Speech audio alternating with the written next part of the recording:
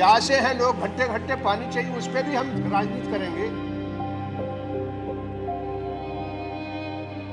इज्जत, मान, सम्मान, संपत्ति, संपदा सब।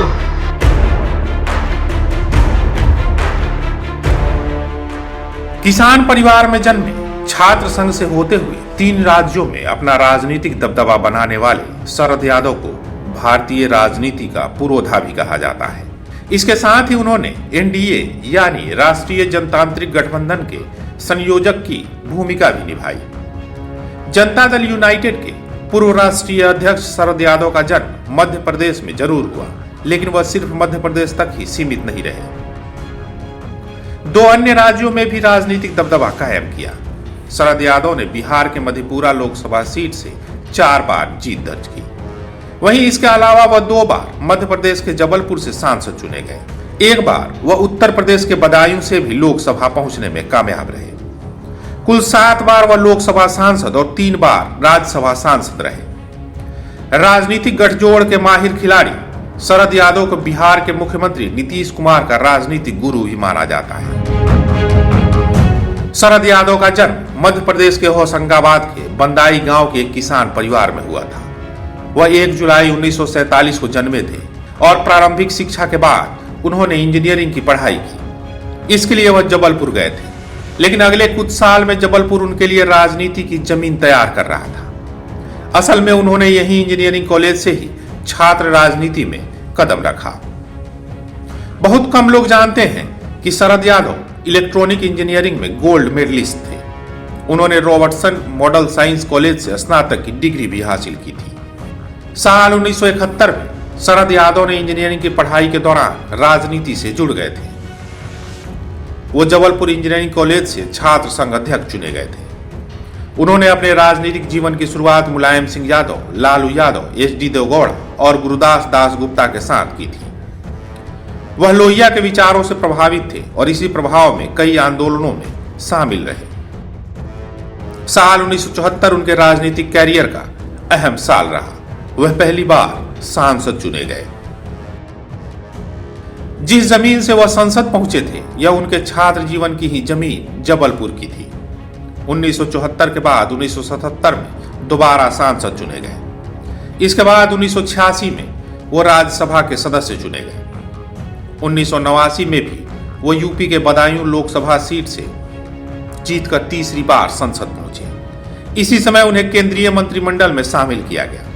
उन्हें केंद्रीय कैबिनेट में कपड़ा एवं खाद्य प्रसंस्करण उद्योग मंत्री बनाया गया।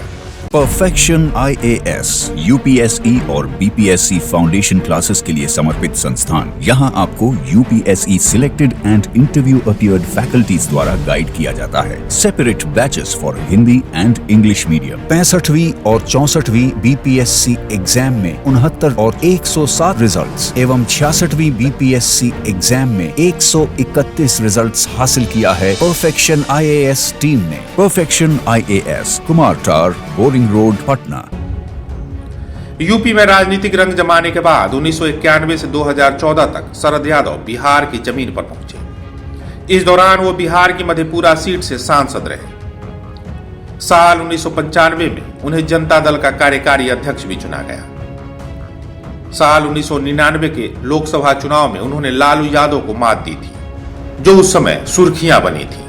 1998 में जनता दल यूनाइटेड पार्टी बनाई।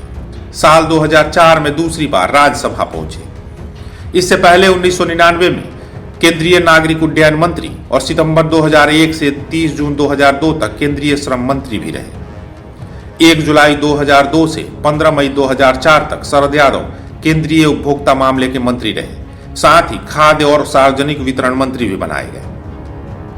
साल 2012 में संसद में उनके बेहतरीन योगदान के लिए उन्हें उत्कृष्ट सांसद पुरस्कार 2012 से नवाजा गया।